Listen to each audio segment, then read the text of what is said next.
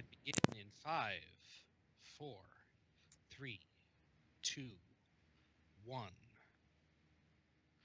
The most fragments of silicon you can get without breaking a window.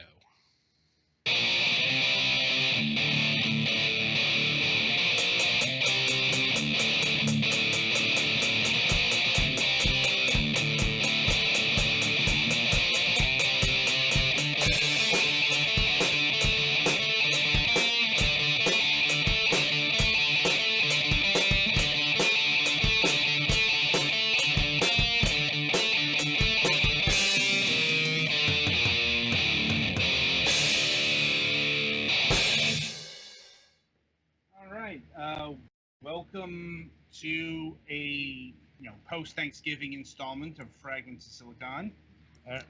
I guess technically speaking, our third post-Thanksgiving installment.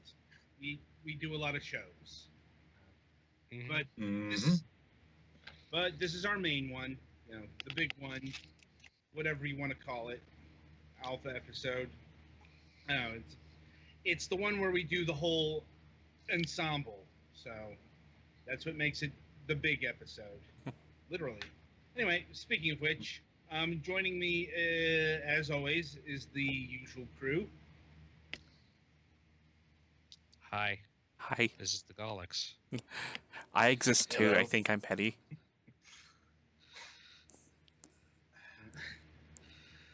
Right. So with that in mind, onwards to the news. Let's see. Who to start with? Galax, why don't you fire things off this week? All right. Thanksgiving was pretty good this week. We had my uncle up, who we don't get to see very often. He was here for almost a whole week, which means we had a whole week of eating very well because he always brings tons of food, but also a whole week of having extra people around. So that was a little bit stressful, but not really in a bad way. Work, on the other hand, is being stressful in more of a bad way because they're still working on renovating the whole office, and right now the whole normal work area is having the carpets removed, so everybody's working in like a conference room, and my part of the space where I'm working was being used as a closet until last week, although apparently it had been an office years ago. So that's not a whole lot of fun. It's a lot of noise and clutter and not that much fun. I have been playing Super Mario Odyssey still. I have not had time to start Pokemon Ultra Sun Ultra Moon, which really frustrates me because I wanted to do that, even though I also haven't finished Sun yet. But I want to get onto that, but I have not had a whole ton of time. But I've been playing Super Mario Odyssey some, and I've beaten the game, and now I'm doing the second run through all the kingdoms, trying to get the leftover moons, and the RC car race and the jump roping can just go right to someplace unpleasant. Well, apparently there is a way you can kind of cheat the jump roping thing. Kinda. I heard it suggested that you try to use the scooter. Well, no, there's like a camera locking glitch you can use by throwing your hat behind the like Talkie, I think its name is. And if you get it at the right time, you can lock the camera and then essentially walk a certain way that you can fly over the jump rope, and then that'll count. Well, maybe I'll try that, although I'd rather not. I have gotten to 64 jumps out of 100, so it's not like I'm doing totally hopeless, but it's still difficult. But yeah, it's still interesting game to play. It's keeping my attention, even though I beat the game already, so that's usually a good sign. And that's about all I got. I haven't started playing the game for review this week yet, but I don't think it's too long. So. No, it's pretty. It's a pretty casual affair. Mm-hmm. Okay. I'm about 6 hours in, and I just hit like B tier. Yeah, I'm probably gonna start that tomorrow or later this evening. But yeah, that's about all I got. Right. Petty Fan, you're up. Well, like I mentioned last week, we got a dumpster in and we've been cleaning out our house. Well, they finally took that away last week. So, the house is not perfect, but it's better than it was. I still have some cleaning to do cuz we're going to be getting DirecTV next week. So, Boy. Man. yeah. Like, any particular reason for that? They had a special where it was like for us, it can be like $60 a month, and we get all our local channels and most of the channels that we were already getting for like half of what we're paying now. That's good. Yeah, saving money is good. And as far as Black Friday went, I ordered Google Home Minis for myself and my parents, and they just got here today. So I've just been kind of, figuring out what all it can do and whatnot. And also, I got Persona 5 for the PS4. So, Quite a bit of shopping. yeah. Well, Persona 5, I got a really great deal on. It was like $20. They had the $10 GameStop gift certificate. So I was like, fuck it, right? I get $20 of enjoyment out of this. Yeah, My yeah, Black Friday modus operandi is to hide in the house. I was thinking about trying to get a PlayStation 4 for a good price, but the good deal was only in stores, and then on Cyber Monday the deal was less good.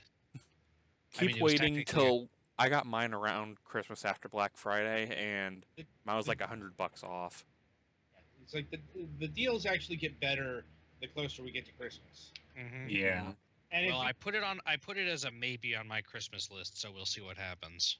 you don't pick it up before Christmas, pick it up after, because there are actually good deals after Christmas, because Unsold stock and whatnot. Yes. Plus, then I might have money from Christmas. That might be a priority. Mm-hmm. I mean, technically, I could like dip into some of my reserve money, but I'd rather not.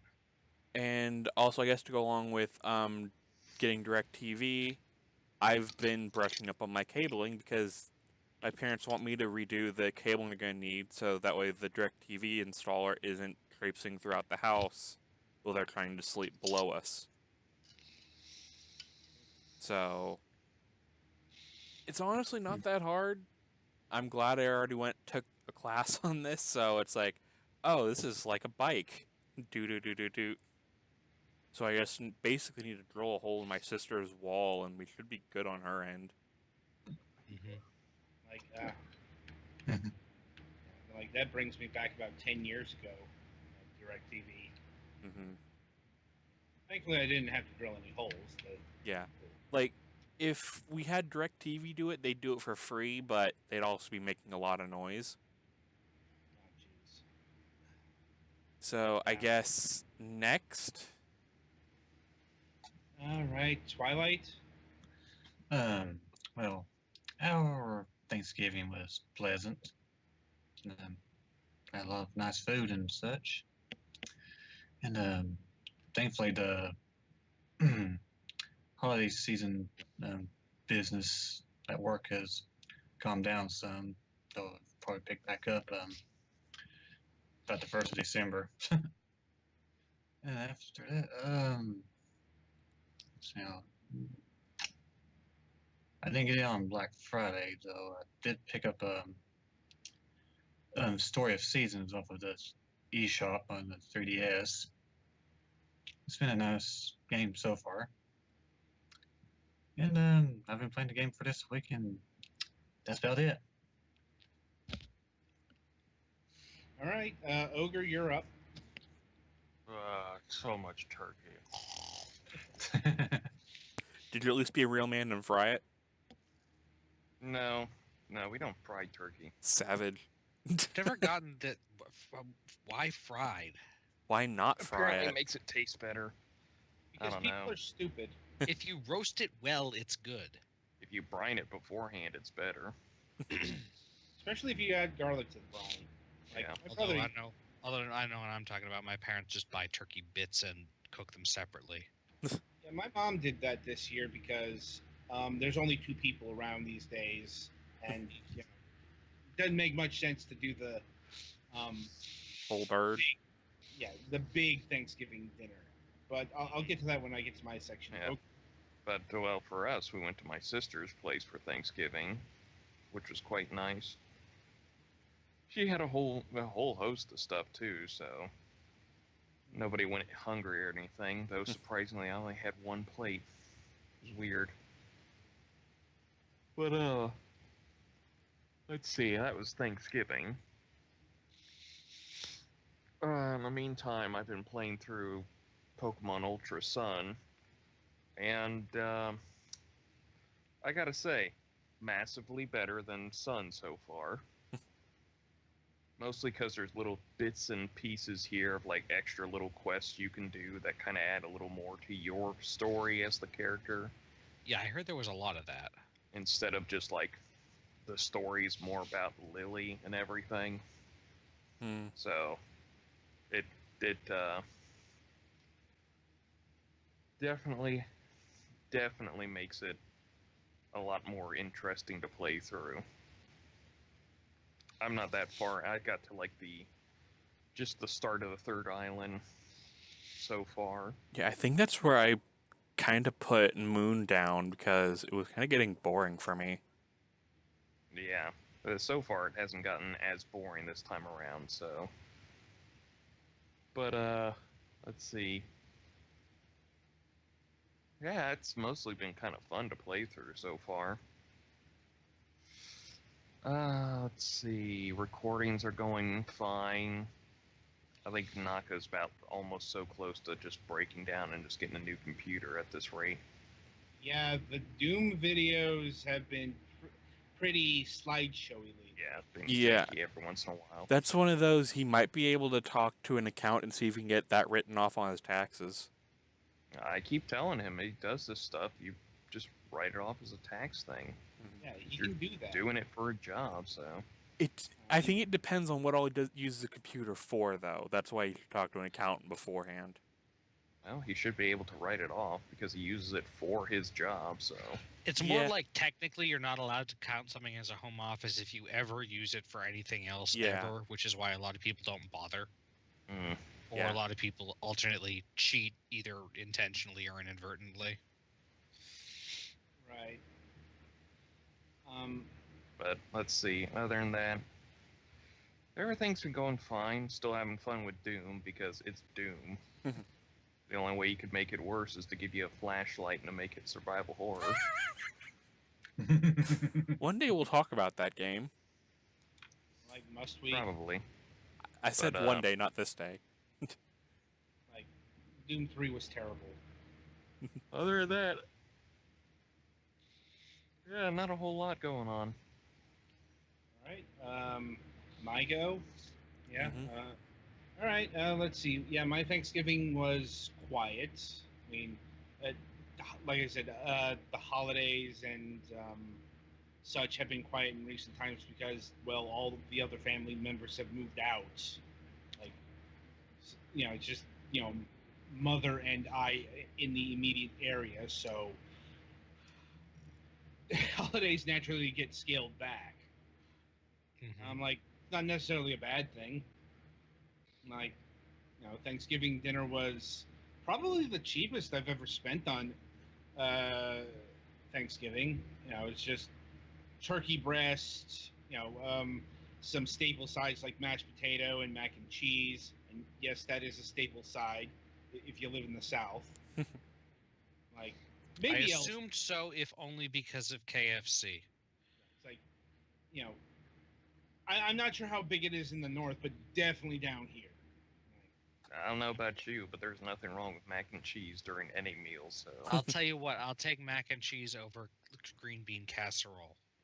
I agree. Okay, now you're speaking blasphemy there, buddy. Yeah, it depends who makes the green bean casserole. I make a hell of a good one. Get on the wood pile, we'll light it up later.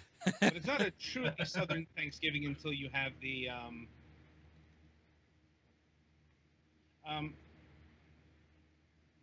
anyway, I got to speed this up. Our guest Sorry. is on a limited time. It's like Black Friday for me was picking up a new Xbox One controller. I'll talk more about that on MSP. And indeed, yeah, we are having an MSP episode today. No guest, but it's been about a month or so since we last did an episode. So we are planning on doing an episode. So with that in mind, merrily we shall roll along to the interview portion of the broadcast. And this week we are welcoming William Pellen of Team Cherry Games. Hey everyone, how's it going? Fine. Sorry about the news segment running long. It's just we just got off the holiday. Yeah, nice. Yeah. You guys had Thanksgiving. We don't have Thanksgiving here, but anything where you spend a lot of time eating food seems pretty good.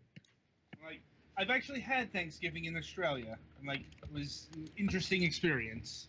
Oh, nice. Yeah, really hot, right? And, like also pumpkin soup. Ah, nice. Anyway, right. So we like to begin things by asking the person in question how they got interested in video games, both on a personal and professional level.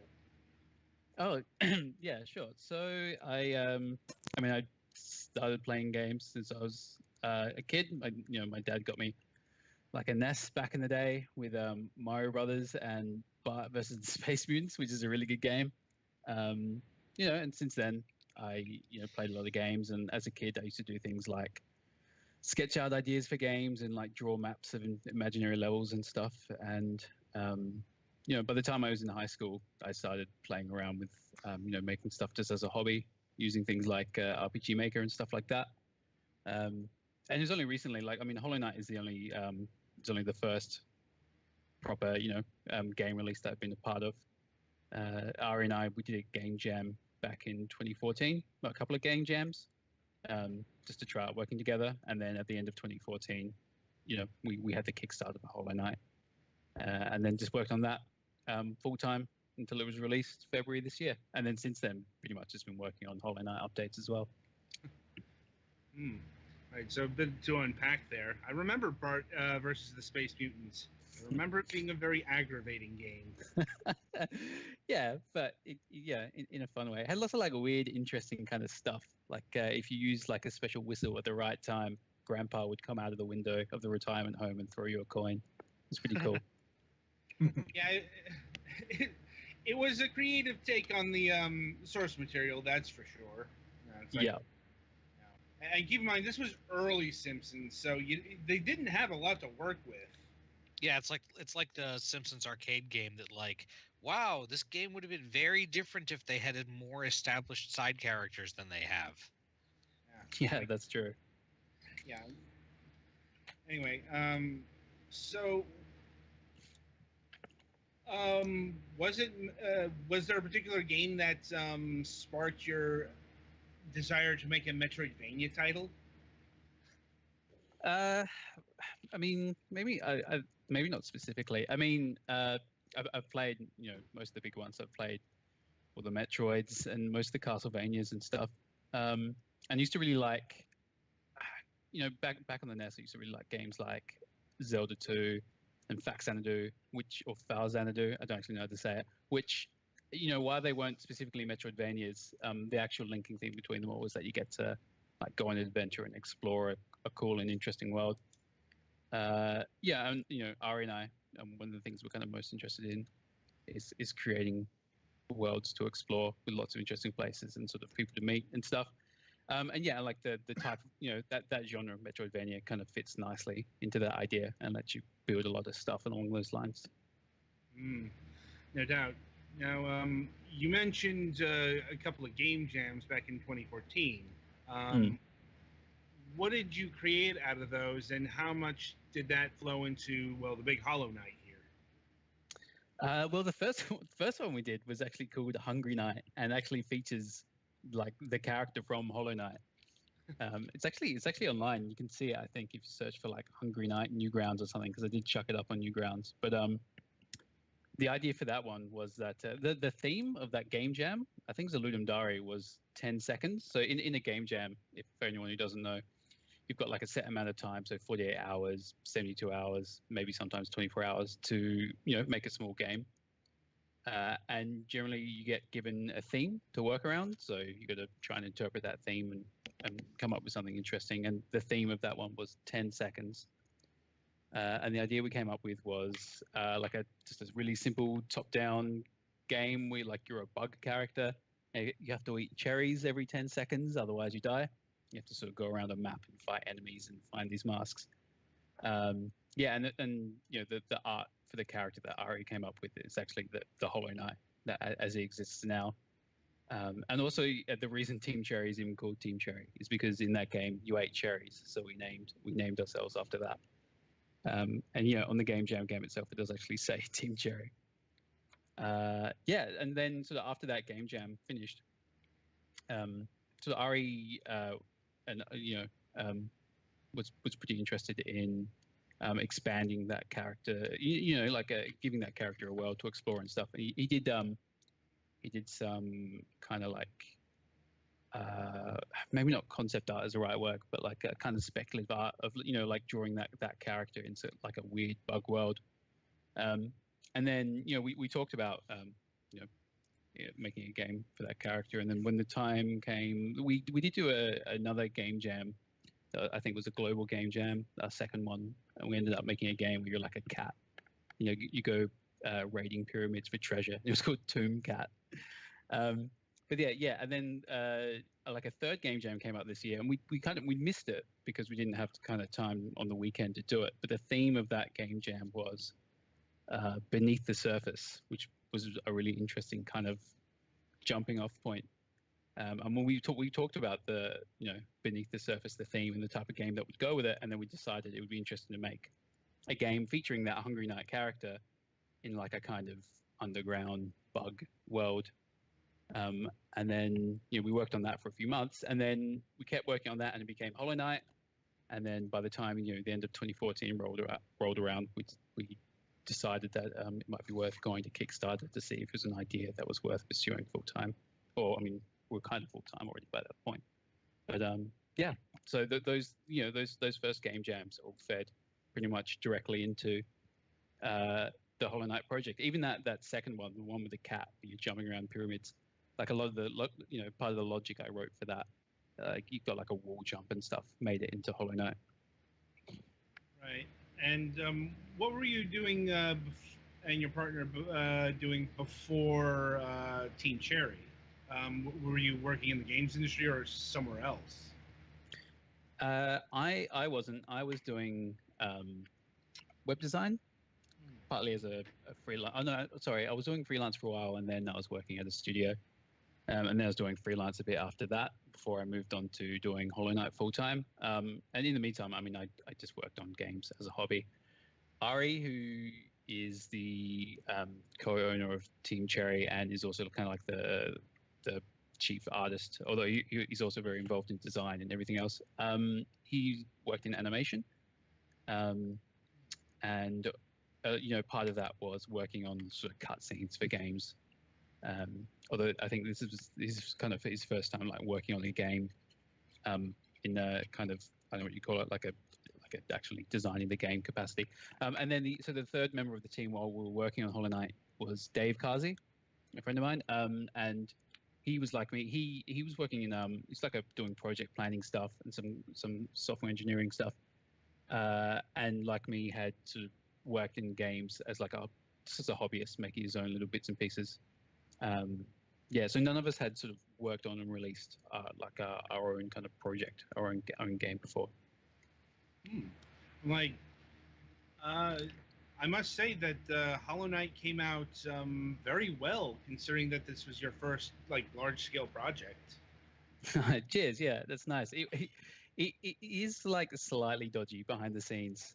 I mean, it all generally works, but yeah, it came out fairly well. We're pretty happy with it, and we also learned a lot making it. So hopefully, our next projects will go a little smoother. There were some bugs when we very first launched it, but we sort of worked on it as quickly as we could to fix the stuff that came up. Like, I'm sure we'll get into it. But going back to the Kickstarter, did you find that a daunting task, or did it go pretty smoothly? I mean, it was a lot of work.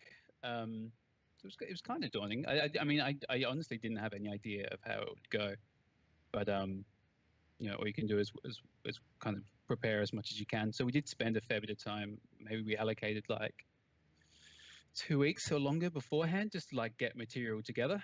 The game was kind of in like a prototype state at that point. There wasn't like a lot in it. We could sort of show off the basics.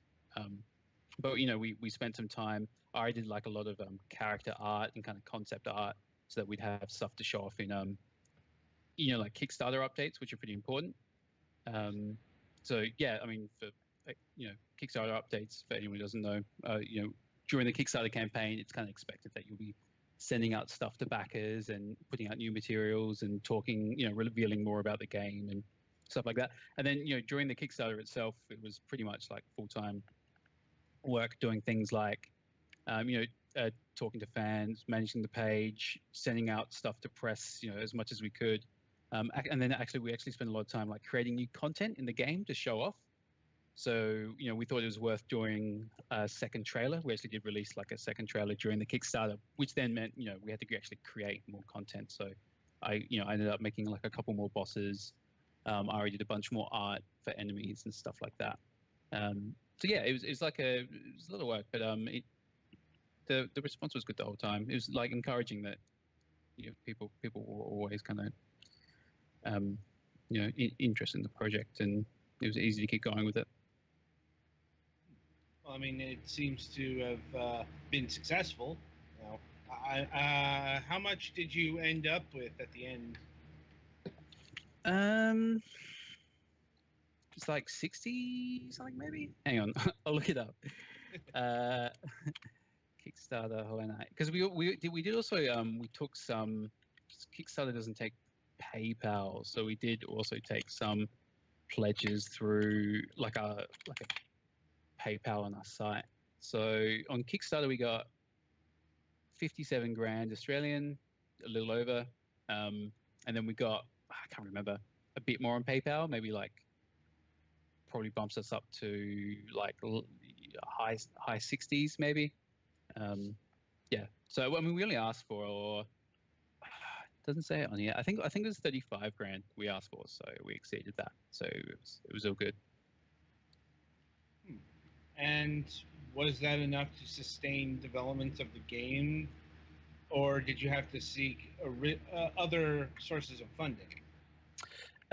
We did actually get some funding from like a group called Indie Fund. Mm-hmm. This was like maybe after like a year of development. So yeah, that they put a bit of money. You know, they invested a bit of money into the game, which was super helpful. I mean, and it wasn't just money as well. You know, it's like a team of people involved in the indie scene. So we also sort of came to them for advice and stuff. And yeah, so apart from that, it was, you know, the money from the Kickstarter. We made a little bit on pre-orders towards the end, but not a lot. But yeah, it's like a pretty lean operation, and we've got an office here in town in Adelaide, so we paid rent and stuff. But apart from that, we just ate a lot of cheap food. My mum would come around sometimes and bring food in and lunch and stuff, so I didn't have to buy any. We got like we've got other businesses here in the building as well, and sometimes they'd come around and bring us their leftover sandwiches when the head client's over. So just living leanly for a couple of years. Makes sense. I mean, we've heard, you know, similar stories of varying degrees from other developers. Like, the indie life, it can be a slim one. Yeah, it's not too bad. I mean, it's, you know, it's nice being able to sort of buy junk food or whatever whenever you want, but it never got too dire. Good to hear. I'm like, there are also like indie developers who invest a lot into their creation, maybe arguably too much. Like Cuphead comes to mind. They like mortgage their houses and everything on that game. Oh, Yeah, jeez. it went. Yeah, luckily for them, it went well. But Yeah. I'm like, yeah, some doesn't always go that way. no, it doesn't. I'm like, we have had developers on this program who didn't make it, so to speak, in the marketplace. Mm. Like one studio that we were close to shut down recently. In fact, Okay, yeah, that's sad. like, I mean, they released the game, but it's just kind of the overall problem with the indie marketplace in a lot of places is there's so much content these days that you run the risk of being subsumed if you don't have a hook. Like, and I suppose that and to bring it back around to Hollow Knight, were you concerned about this game, pre-release, being swallowed up into the Steam void? I mean, we were kind of lucky in that because we had the Kickstarter campaign. That was a really good start because we did actually. It means that you build up a bit of a presence and also you build up, um, a bit of a fan base. But also, by having a successful Kickstarter, it kind of gives you an indication that what you're working on is interesting to people. And then, sort of over development, we kind of didn't do it in a vacuum. We were constantly, showing the game off to people, posting it on Twitter. We had like a beta release, so we had like a lot of Twitch and streamers and YouTubers playing the game. So yeah, I mean, thinking back, I think around release time, I probably wasn't. What was on my mind was more like, is the game going to work and is it good, rather than how well is it going to do. But yeah, obviously it did well enough in the end for us to keep making stuff. So yeah, we're lucky in that respect. Indeed. And so sticking with launch, you mentioned that there were a number of issues that you had to address shortly afterwards. What were they, and what did you have to do to fix them as quickly as possible? Just like a few kind of like lingering bugs that we hadn't caught. I mean, nothing crazy, but when you release something and it's got bugs in it, that's the first thing you want to do is get it fixed up as soon as possible. So, those first couple of weeks were just us as reports coming in, fixing them up, fixing the bugs up, and sending out patches. For most people, the experience was fine. But the tricky thing is that, we're a small team and we gathered as many sort of testers as we could. But we might have had like 10 people total that had played the game to 100% completion at that point. And we sort of exhausted the amount of bugs we could find. But then you release it, and then suddenly thousands of people are playing it in like 1,000 different ways, and that's when and like in a game that's kind of fairly big and also has like quite a lot of different ways you can kind of approach things.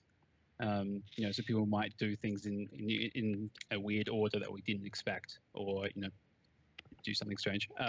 So yeah, we just it's small things like I don't know. There might be like some way of falling through the floor if you've got a certain charm equipped and you get hit out of the screen, that type of thing. Yeah, that sounds fairly standard. Yeah, you got a lot more people poking at all kinds of different things, and you have, I guess, sort of a different attitude for some people. Of like, some people are gonna try to find things that it would never, or look in places or get to places that it would never occur to you to try to look because you knew there was nothing there.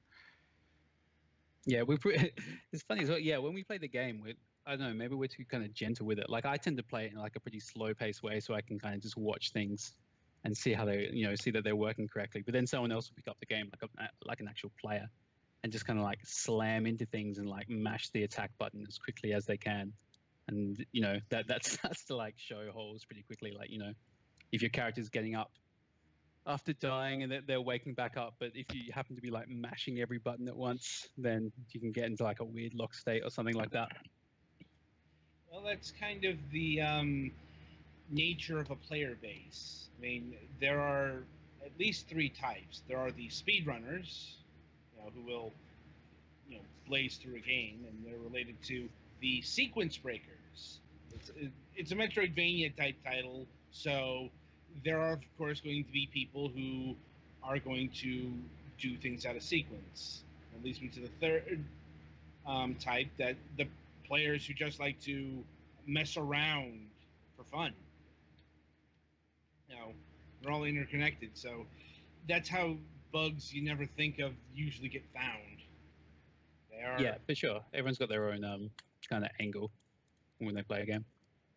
Yeah. Now, one of the starkest, I suppose the word differentiator comes to mind, in this genre of Metroidvania that stuck out to me was the difficulty. Okay, like a lot. I hesitate to say a lot of people, but I've certainly heard the term the Dark Souls of Metroidvania thrown around in regards to this game. I'm like, was that a conscious choice, or is that something that ended up in development? I mean, are you talking about making the game challenging in general? Yeah, I think that was kind of our angle from the start. Maybe a bit. It was actually maybe a bit more like that at the start of the game, and I think maybe in somewhere like earlier when we talked about the game to people, in like articles we wrote and stuff, we kind of like pitched it a little more as like a challenging thing for people who were familiar with the genre. We actually, this might sound weird, we actually did make the game easier a little bit as we went. It was harsher in some ways at the start. You had like less health and a much smaller nail.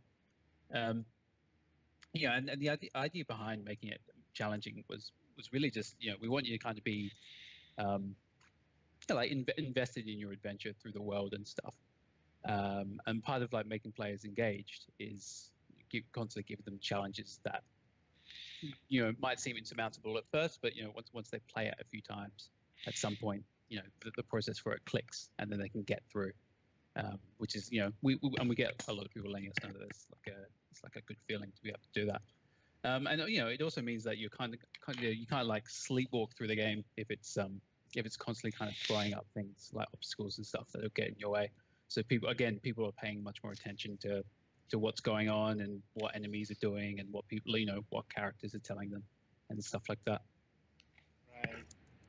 And another question I have is, where did the insect motif come from? Like I said, that very first game jam we did was kind of vaguely insect related, and then when Ari was kind of sketching out ideas for the type of game we could make with that character, that it was pretty natural to continue on with that insect theme. And then we decided to keep going with that for Hollow Knight. A part of it is like it's just like an interesting idea to both of us to have like an insect kingdom. It's an interesting thing to kind of try and come up with ideas for. It's kind of easy to we found it kind of easy to come up with ideas for that as well. Like it's sometimes you think of a concept and it's a type of concept that kind of naturally just suggests like a lot of like weird and interesting things you can do. There are so many different bugs and insects and related things that you can kind of draw on to to come up with interesting stuff. I think this game has very strong atmosphere and like themes of how it's put together. Like it all kind of makes internal sense, and it really feels pretty cohesive. Yeah, cheers. I mean, that is something that we were pretty mindful of as we were going. Was that difficult to maintain? Yeah, I don't know. I think Ari and I both had like a pretty clear idea. Especially once we'd been working on the game for like a year or so, of what type of thing fit into the game's world and what didn't. And also like the kind of the concept of the world was pretty flexible. So like I said, there's like a lot of different stuff that it fits into the game. Like lots of different weird creatures and stuff, and like we kept the tone maybe slightly broader as well, because it starts off and you might think that it's like a kind of relentlessly serious game, but then we also put in a lot of like weird or funny or kind of wacky stuff that all because of the world was kind of designed around that stuff. It all hopefully feels like it fits together. Like, and was this game built in an engine like Unity or Unreal? Yeah, the final game was built in Unity. We started making the game in like a small. It's a program called Stencil, which is kind of similar to Game Maker, maybe in terms of like ease of use and the scope of the stuff you might make. And we worked in that for about 6 months, just because that's something that I had been using and was kind of familiar with. And then by the time we finished the Kickstarter, and we're bringing that after the Kickstarter was when we brought Dave in to help us. Yeah, like the scope of the project had grown a bit, and we also wanted to eventually port the game to consoles, so we swapped over to Unity. And Unity's been really good. It's decent working, and we've used like a few different plugins to help with the game together. So like Playmaker, which is a plugin that helps with kind of like behavior and logic. It's kind of like a kind of visual behavior system that uses like a flowchart thing, and we use some like animation plugins and stuff like that.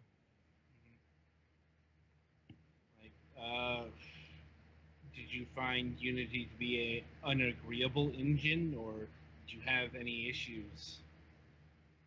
No, it's been really good. I think. I mean, I should say that I'm not, I'm not super experienced with this type of stuff. So I mean, I've worked in that Stencil program, and like Flash and RPG Maker is about it. Yeah, I mean, we've hit our own kind of stumbling blocks, but mainly it's just been us, or mainly me being unfamiliar with the process of making games.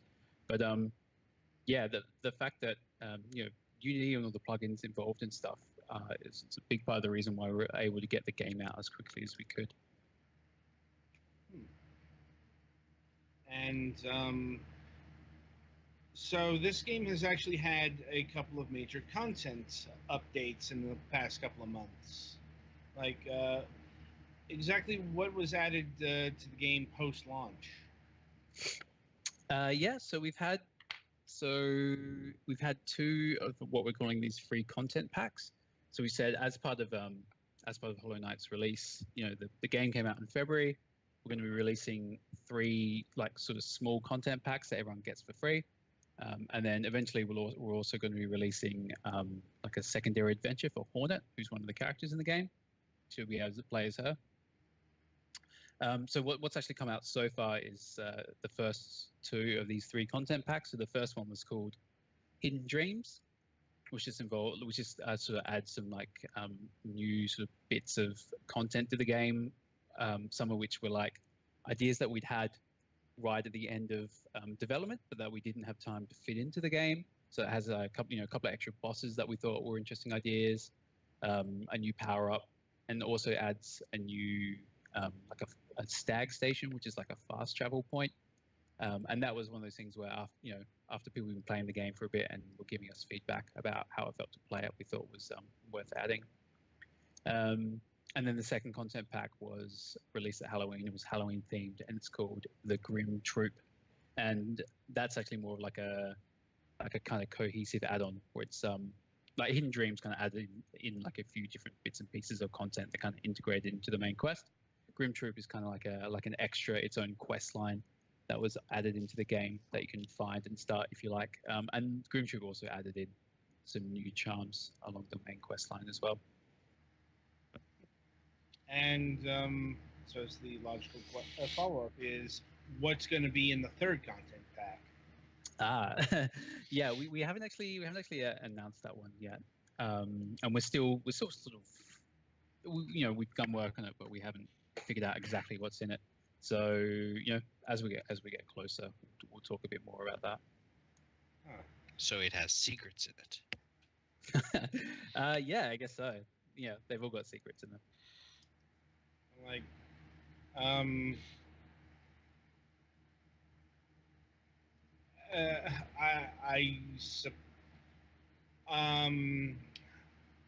I'm a bit. How close is the pack from releasing? There we go. It's coming along. We're working on a lot of stuff. So,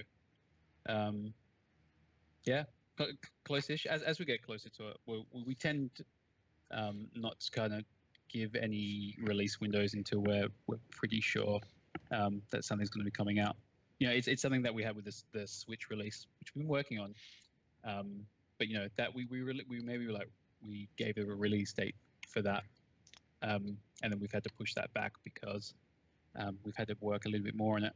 So yeah, probably next year we'll be talking a bit more about that third content pack, and then the Hornet stuff as well. Right. So shifting to the Switch, what attracted you to that platform? And are you handling the port yourselves, or do you have someone else doing that? Yeah, so we're actually working with another company here in Adelaide, here in South Australia, called Shark Jump. So they're helping us out with the port. They're working away at it, and we're sort of helping them when we've got time as well, working towards like a Switch port that runs really nicely and has really good load times and stuff. That's going really well. It's not something we're going to manage by ourselves because there's only the two of us at the moment. Although we are looking at bringing someone else in. And the Switch, yeah. Well, during the Kickstarter, so again, this was at the end of 2014. We actually did get contacted by someone at Nintendo about the potential of bringing the game to the Wii U, which was obviously around at the time. So we included the Wii U as a stretch goal. And it was a good fit, and people were really excited about it. And Nintendo were really supportive about it as well. They were in frequent communication with us about how things were going. And then as development went on, we kind of got to the point. We did a lot of testing on the Wii U, and we were having issues sort of getting it running nicely. And we got to the point where we ran out of time, and we're finding it too technically difficult. And then the Switch came out. And the games are a really good fit for the Switch as well.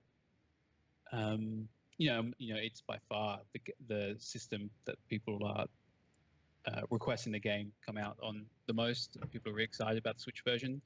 And so we've actually played it on the Switch, obviously, and it looks really nice on the screen. It's like a pretty cool thing to have in your hands.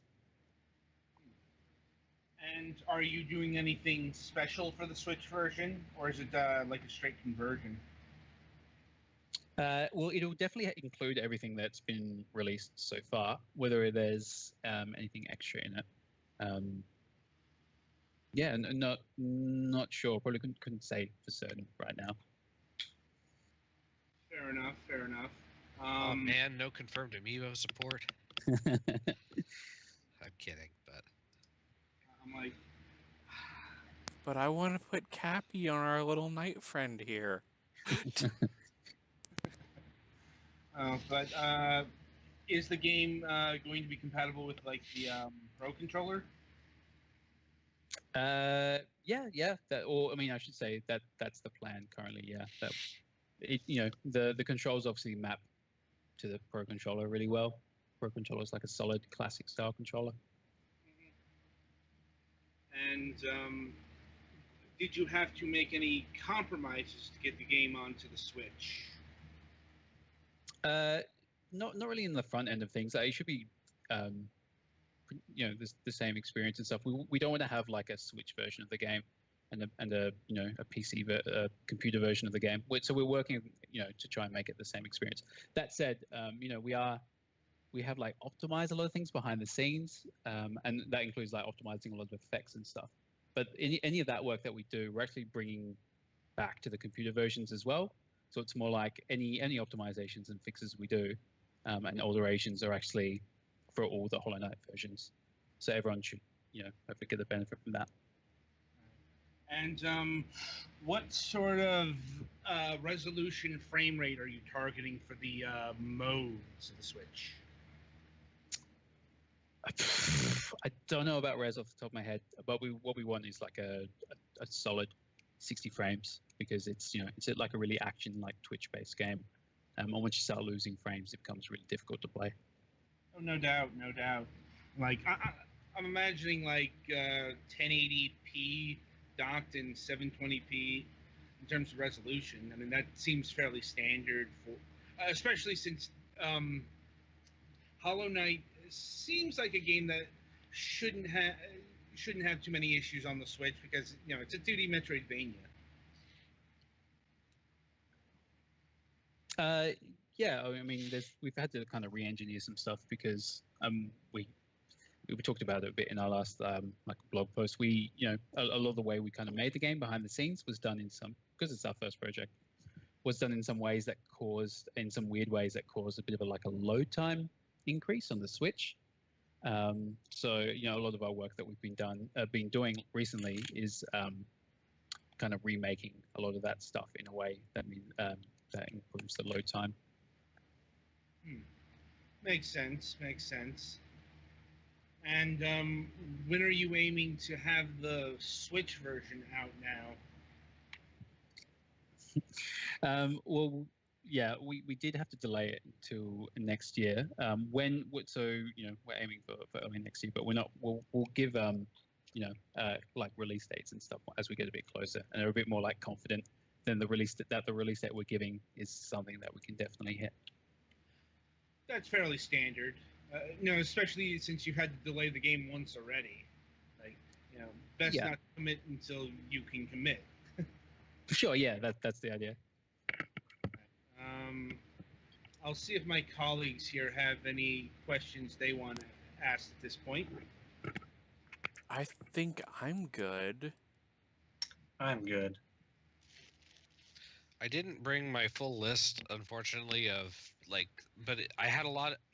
There are a lot of little touches that I think are worth remarking upon, and I think we did some of that in the review. Although obviously you also want to avoid spoilers. I guess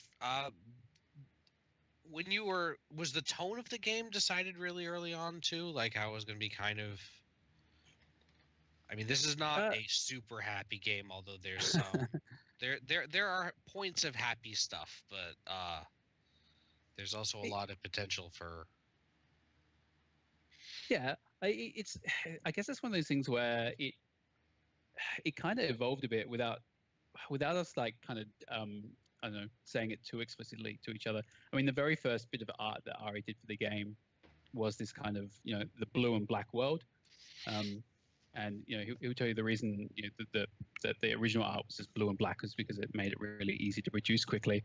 And then the look of that world and the idea of and it was always going to be set in this kind of in the the ruins of an old bug kingdom, and straight away that kind of the look of the game and like the basic idea of the game kind of points you towards like coming up with certain ideas that kind of fit that tone. But I guess, and just Ari and I are the sense of I know that kind of like the tone of games that we're both interested in meant that like we were also kind of keen in including things that gave it like a bit of a more lighthearted touch. So like some jokey stuff and some weird surprising stuff, and kind of just as we went, the tone of the game kind of built up on itself. So yeah, it wasn't like a super like explicit thing or a super conscious thing. Well, it came out well. Yeah, cheers. Yeah, and so, I mean, sometimes we'd come up with an idea or something. We'd maybe, or we'd scrap a character that we thought that didn't fit. But yeah, just by kind of making the game and playing the game and thinking about it, we kind of naturally settled into a kind of like a shared idea of what fit and what didn't.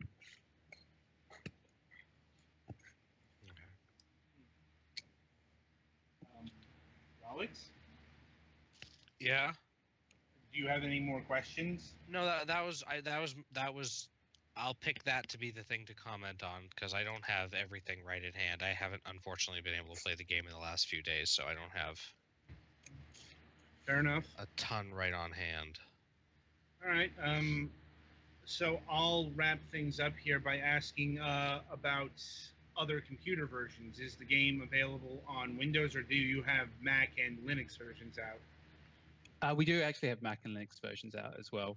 And that, that's another really good thing about using Unity, in that those versions were not much of a hassle at all, or were really easy to put out. So yeah, it's available for all 3 platforms. Did you have any particular difficulties getting it on either Mac or Linux? No, it was actually like way easier than I thought it would be. Mac, we had like maybe there was one bug really early on. Maybe it had there was like one shader or something that didn't work. That was pretty easy to fix. And then Linux was, we ticked a box and did a couple of things, and then Linux came out fine. So yeah, it was really easy, which was lucky because there's only 3 of us, so it was good to be able to do that. Indeed, and I suppose I'll close things out by asking about a possible PlayStation 4 or Xbox One version. Yeah, we definitely we are talking. We talked to PlayStation and to Sony and Microsoft. So we started the process of looking into it. We haven't announced anything concrete yet. But yeah, it's we definitely know that people are keen on it. And we're looking into it for sure. Actually, I did think of one other thing that I was interested in picking your brain about a little bit. All right, go for it. So, just a weird mechanical. The combination of the map updating when you can sit on a bench makes sense. Sort of, because it's a map you're drawing yourself. But between that and the fact that you could only see where you are on the map if you equip a particular charm. And I mean, you get the charm pretty much automatically really early on, but was that a combination of things like an attempt to help you feel like you can get lost if you want to, and like, was that an intentional thing, or does that just kind of end up that way because of that was the easiest way to make that work, or? Yeah. So that stuff did come from a pretty intentional thing, which was, I guess, giving players like an incentive to kind of explore and map out, the game, the space of the world that they're in their mind a bit. So with the map. A lot, it updates after you've kind of gone on a quest and you come on, you go exploring, you come back to the bench, and it all updates. But as you're sort of moving into a new area, you start to move off map, and rather than, sort of going to a new room and checking your map again to see where you are, it kind of puts the onus on the player a bit to kind of just pay attention to the space they're in and start to kind of learn the connections between areas themselves. And they can still rely on the map, obviously, because once they go back, they'll update it. But it maybe just shifts the focus a little bit into, your own kind of like spatial awareness of that area. And the thing with the compass as well is that, I mean, we actually went back and forth on whether there'd be a compass in the game at all, whether we could sort of rely, get players to kind of rely on just reading a map and kind of determining their position in the world. But that's when the game was like way smaller. We were aiming for like a 2-hour game, so we did add the compass back in. But we thought it'd be interesting to give players like an incentive or like a reward for, figuring out their own place in the world, which means, which is why there's a system where by not equipping the charm, you're actually giving yourself, by not equipping the compass charm, you're giving yourself an extra slot into which you can equip something else. Mm-hmm. Yeah, it can be a little bit frustrating since that's an unusual thing, but it is. I mean, I think it works and it comes out well thematically and stuff, but it's definitely an interesting mechanical choice to do it that way. Yeah. The idea is, I guess, just to make it feel more like you're exploring uncharted territory and like pushing further and further into this, this unknown dark space.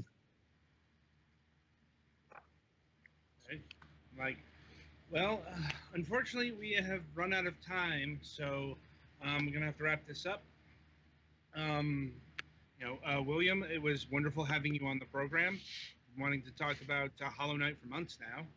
And, Yeah, thanks for having me on. Yeah, it's nice now. We've been super busy, but we had a little bit of time, so it's good Yeah. to catch up and talk. No doubt, no doubt. The game is Hollow Knight. It's available on Steam for Windows, Mac, and Linux. Base game is going for $15. The soundtrack is available separately for $10, and you can pick up the whole package for $20. And be sure to look out for the game on the Nintendo Switch sometime next year, as well as the final content update. So, Petty Fan, play us to the next segment.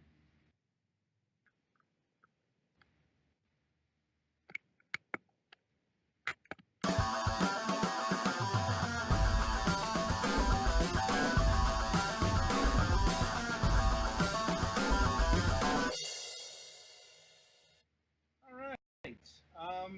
Welcome to the topic of discussion. So this week we're talking about loot boxes again. I mean, we haven't reached Jim Sterling levels where just every other thing is loot box, loot box, loot box. But well, there keep being things to talk about how badly it's being handled by a lot of things. Yes. I mean, that's actually why we're talking about loot boxes again. It's not just how bad they've gotten so quickly. It's they got so bad that the gaming public at large got sick of it and have begun the backlash in earnest. And I was expecting this to wait a couple years or so. To compound this, state and federal governments are starting to look into the whole business. Because loot boxes are in spirit gambling, which is something that many countries and smaller, places restrict or monitor or. And it's not just gambling; it's underage gambling. Like, yeah, if it was just 21 or over could buy this, that's fine. But when you can have someone 14 or 14-year-old just hit a button, oh look, I can gamble. That's not good. I don't think EA would be very happy if they had to label their Star Wars Battlefront games as a MA. You mean AO? Oh yeah, actually, yeah, it's AO. It would be AO, wouldn't it? Well, actually, it wouldn't be here because you actually can't legally gamble online here. Like you can do it in other countries like Europe, but if you're doing real gambling online, then that's illegal. Yeah. Not to mention, I don't think even if it was legal, I doubt EA would want to get gambling licenses in all 50 states. Right. And more to the point, we are still talking about underage gambling, which is legal nowhere. And as by the definition of underage. Yeah, it's like, granted, different countries have different ages to when you are an adult or you can indulge in this, but generally anything under 18 is usually universally seen as no-go. Yeah, and it's maybe a year, like 17, like lowest maybe 16, but when we're talking like 14-year-olds and younger can access this shit, that's not going to be good. Yeah, on PSN and Xbox Live, you can have your own accounts at the age of 13. Yeah, I'm like, so, and the big game that finally pushed everyone over the edge was Star Wars Battlefront 2. Guys, we can't have cosmetic loot boxes because of the canon of Star Wars. Oh, God. They actually said that. I know. That's why I made a joke about it. And the screenshots that's been passed around in response to this is, well, of Star Wars Connect. The GIFs, yes. It's because, yes, the canon of Star Wars is so sacred that you can have cosmetic items, but you can have dance-offs. You can't have your stormtroopers wearing like fancy different colored golden armor, but you could have like I don't know, just randomly because two people did really well in the battle, you can have like, I don't know, Ray fight Darth Maul. Yeah. Pretty sure that's against the canon of Star Wars. Just saying. The canon of Star Wars is very malleable, and let's be honest. Disney's trying, but George Lucas wasn't. No. And let's be honest. I'm like, Star Wars has made many canonical mistakes. You know, starting from Jar Jar Binks and there. So, calling the canonicity sacred is a load of bullshit. Especially what the expanded universe has done. Now, in terms of what Battlefront 2 was doing, it was doing the same shit that everyone else is doing. It's migrating a mobile economy into a pay game service, a premium service. More, and also the game was full price, which. Yeah, like technically you could still get content without paying, but it took you like, I think hours, like 30 or 40 hours to get anything good. Yeah, it's like ridiculous amounts of time to, and then when they cut the prices for some things, they also cut like the end game rewards. So. Right, and then they tried to defend all this. And the defends were funny as hell. Yeah, I'm like, that went about as well as you think they went. Imagine a tire fire and then someone poured more gasoline on it, and then you have a rough approximation. Thereabouts, and so the situation with Battlefront 2 is, all that shit's gone. For now. Well, I'm willing to bet that they're going to be gone longer than EA anticipated, because, EA was trying to reassure its shareholders that, basically amounted to, the shit's gone until the heat goes away. But the thing is, the heat isn't going away. It's getting worse. It's because of this game. You've got, like, the state of Hawaii is investigating loot boxes to see if it's gambling, and they directly called it out in that online video. I don't think I posted that. But, we've all seen it though. Jim Sterling's edited into a couple of his videos and whatnot. Yeah. And Belgium is investigating. Like, I think their gambling commission. Like, they haven't actually declared loot boxes to be gambling. Let's see. I think Australia's looking into it.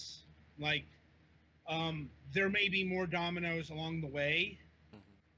But the point is, it's reached the point where they pushed it beyond what was a reasonable graft, and now governmental authorities are looking into the issue. I'm like, now, it's like, not sure if like the U.S. federal government's going to do an investigation, but the mere fact that a state government is doing that is pretty heavy. Like, I think the federal government probably has other ducks in order before that becomes an issue. Well, it's rather, they can work on multiple issues at once, but really, I haven't seen much evidence that they can work on one issue at a time. Yeah. Another podcast for that, Golux. Another podcast for that. Yeah. Yeah. At any rate, so this is why we're talking about loot boxes again. I mean, they're still prevalent, and they're getting worse and worse, like Call of Duty World War II, where you can earn, I think you can earn rewards for watching people. You earn achievements for watching someone crack open a loot box in front of you. I'm like, Because it's an airdrop unboxing supplies. video. Yeah. It's like, yay. I don't know. I just don't. I don't get it. I won't ever get this. Like, I sort of get real life unboxing videos. I guess that's the same kind of logic, but there's a difference between a real item that you might have had to spend a premium amount of money on for a physical object, and the same thing, and you get a stupid fucking card. Well, the reason why they do that is because they're trying to expose people to the cool stuff that can come out of loot boxes so that people want to spend money on loot boxes. Yeah, it's as predatory can fucking get in that case. Yeah, I mean, that is part of it. Just like that bullshit matchmaking thing they were talking about trying to, hey, your play pattern suggests that you like this play style. We'll match you up at people with equipment that's better for that play style so that you get your ass kicked and then want to see what their loadout is. Yeah, that is part of it. It's the Skinner box. Like, if you don't know what that is, just go track down the South Park episode that explains mobile gaming. Like, it breaks it down pretty good, actually. Like, terrifyingly good, actually. Yeah. Yeah, it's like, and console games are now starting to work on literally the same logic. It just becomes the difference is it's defensible when it's a mobile game that costs nothing to start playing. I mean, it's still manipulative, but at least you can say, well, if we didn't do that, then there would be no game. And there's also other defense methods, cosmetic. The big one is they got to earn money some way, which is true. And you've even seen this defense boil into the console space. The big defense is AAA games cost too much money to make these days. And well, I think the quote-unquote best defense for Battlefront 2 was that that allegedly the loot box money was going towards free updates for the main game, although I imagine a lot of the free updates for the main game would be stuff you'd have to buy loot boxes to get, so. Right. So, but the thing of it is, video game, like the top AAA titles are now fucking cards. And I'll explain what I mean. $60 isn't the whole experience anymore. Hasn't been for a while. Like, instead of just plunking down $60 to get a title, you've got options. I'm like, and some of these options don't even come with all of the content you can get. You still have to pay more on top of that. Right, and this is where it relates to cars. That air conditioner, that fancy touchscreen player, what have you. That's extra. Now, yeah, $60 gets you a plain Jane stripper with some nice headlights. Yeah, and not even that. It's like, because it's even worse than a car, because the car is going to do the base thing. Everything, it's like usually the stuff you buy on top of that, I'm like, are luxuries. You're expected to get the base experience out of even a base car. With video games, especially, those that adopt a mobile mindset, you presumably get the base experience, but here's what the experience is. Grind, and grind. So much grinding, more grinding than you could ever do in a lifetime, sometimes literally. Or back when I used to play Halo, if I didn't have all the map packs, I literally couldn't play online anymore. Right. It's like, and the options are just getting more and more varied in their expense, and fucking $200 for a game. Yeah, it's like, and that's why the loot box is the logical endpoint. At least I presume it's the endpoint. I don't want to see what's beyond this shit. Hopefully, Like, beyond this shit is people going to jail. because if you remember about 10 years ago, people flipped the fuck out over the Elder Scrolls Oblivion's horse armor. I forgot that was a which thing. is just a particularly dumb cosmetic option.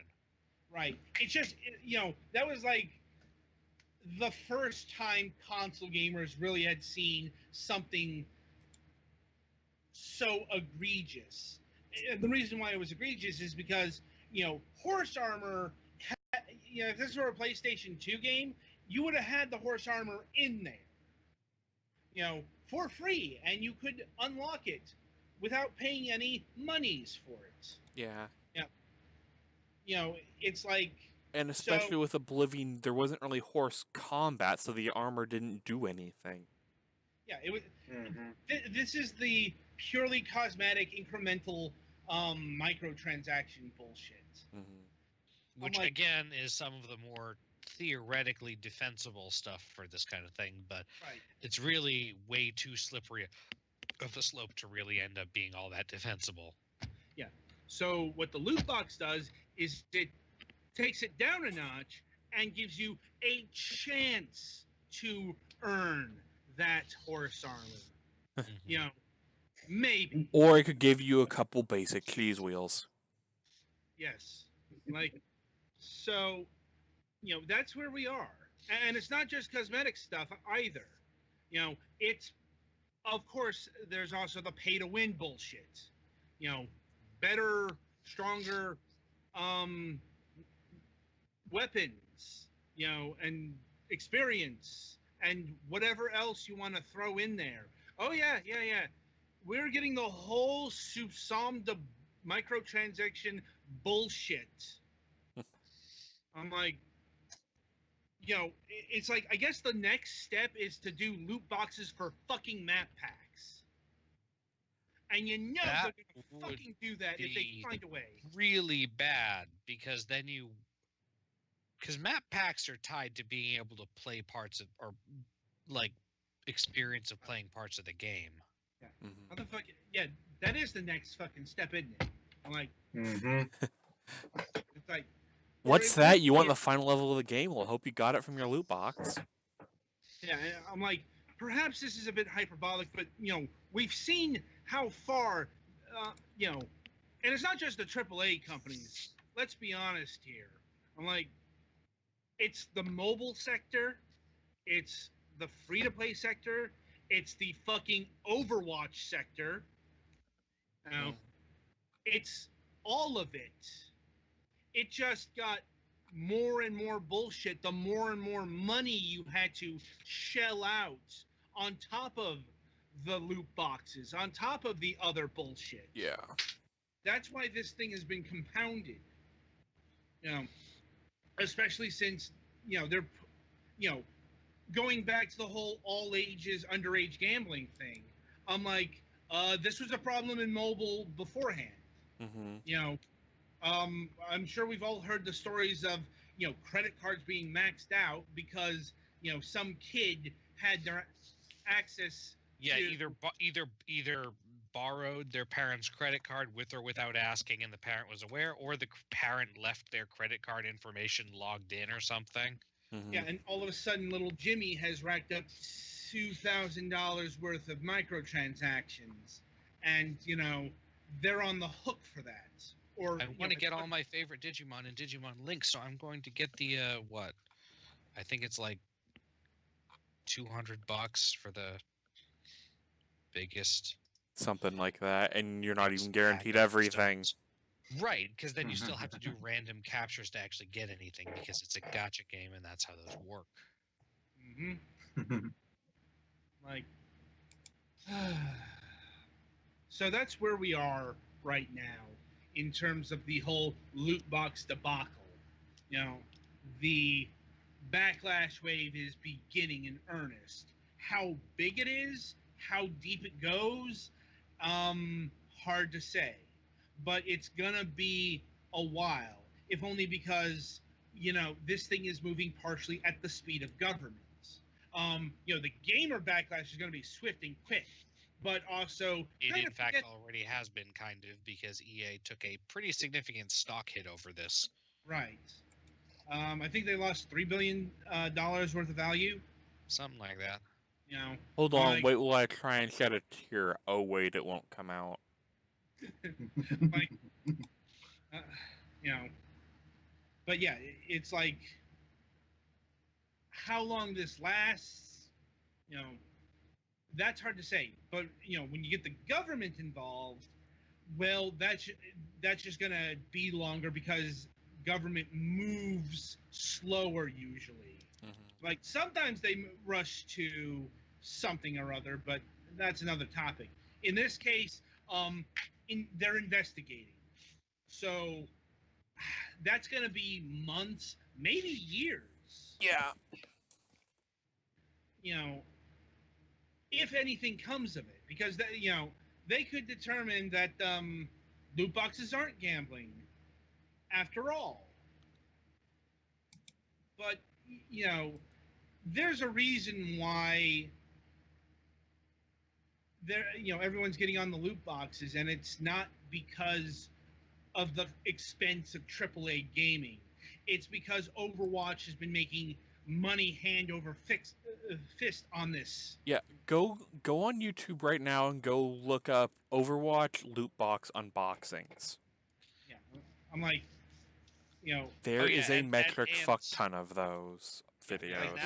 And there have been some articles made about no, gaming is not really significantly more expensive than it was. I mean, most of the marketing they do is exorbitant and could be reined in. Well, a lot of the argument is, the price has been $60 because, the price of games has been $60 for about 15 years, like whenever the Xbox 360 generation started. Yeah, but it's not about that. It's about the price of development and the price of.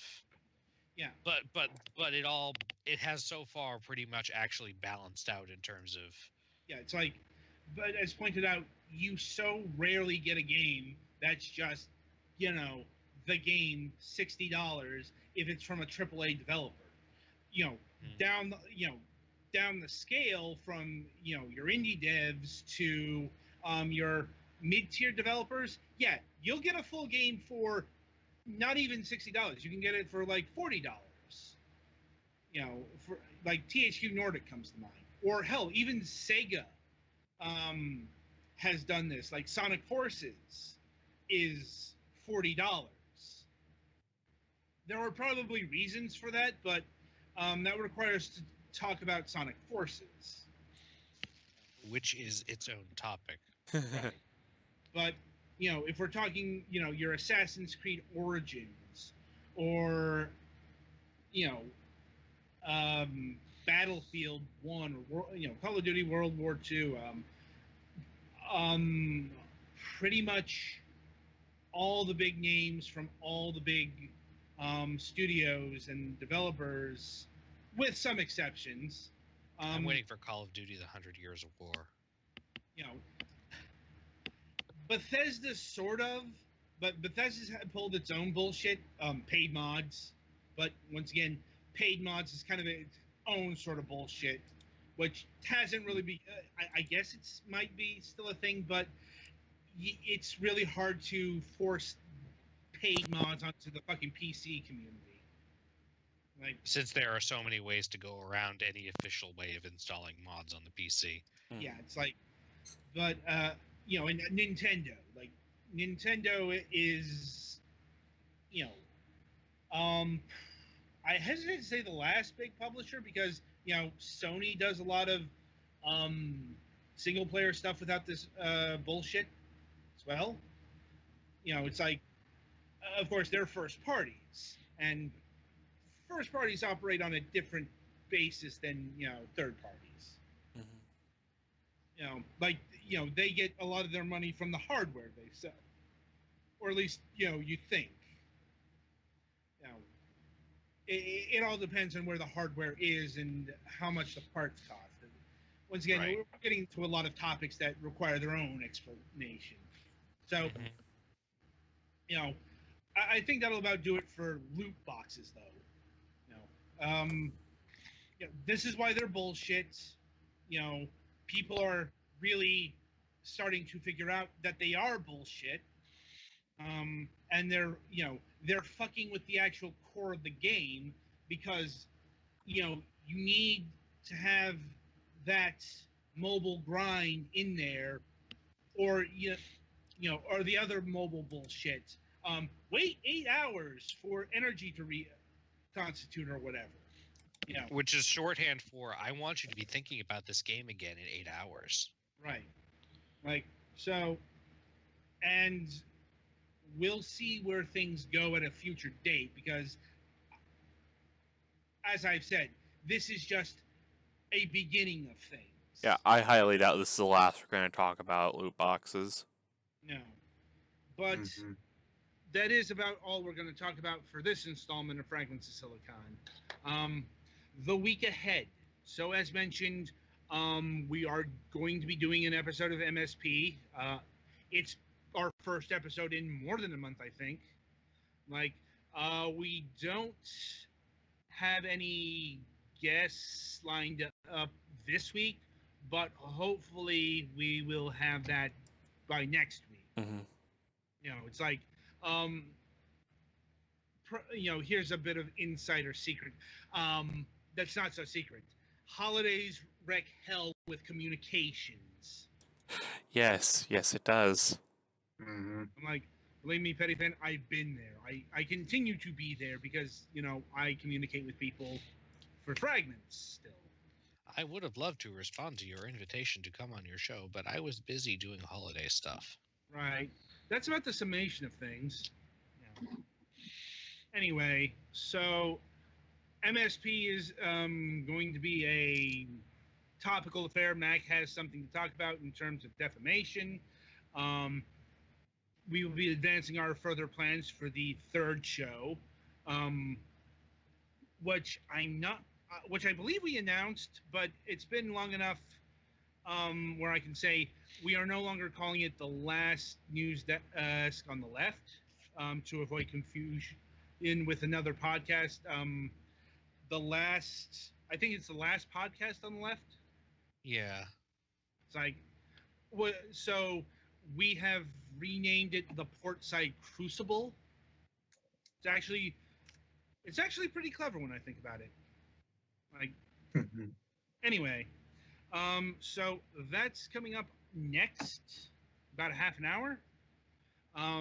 Coming up for Fragments of Silicon on the Sunday reviews, we'll be tackling a couple of sequels to games we never reviewed. And games I played a bit of years ago but never got into. We'll be reviewing Space Pirates and Zombies 2, which I'm going to say right now I've been having a hell of a time getting into.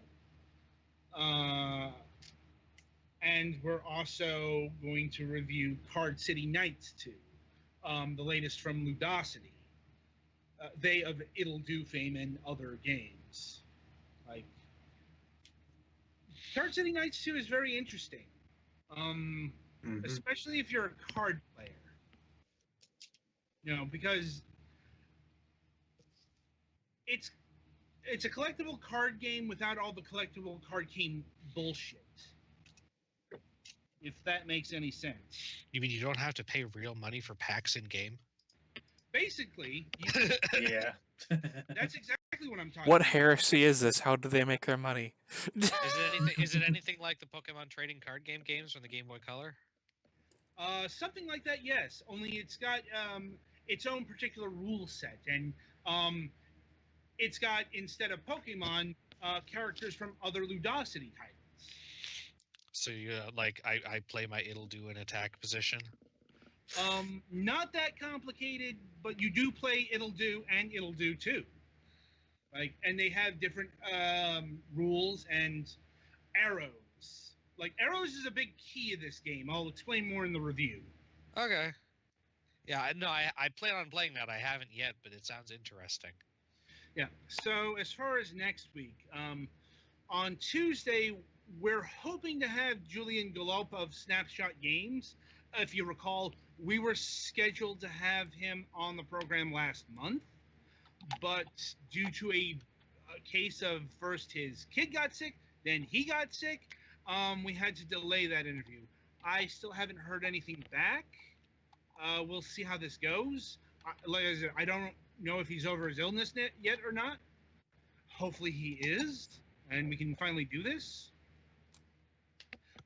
So next Wednesday is a bit of a toss-up because the guest we had lined up had to take a bit of a delay. They were planning on launching a public beta of their game next week to coincide with our interview. That is now happening in mid-January. Technically we could have gone forward with the interview next week, but we both decided it was best to do this, when the beta was launching. So we don't have a guest next week lined up. I've communicated with a few people. I haven't heard anything back. I'll have a further update on this on Sunday. We may be going to a double topic, or a hour long. We may not have an interview is basically what I'm saying. So until MSP, I wish you a good gaming session.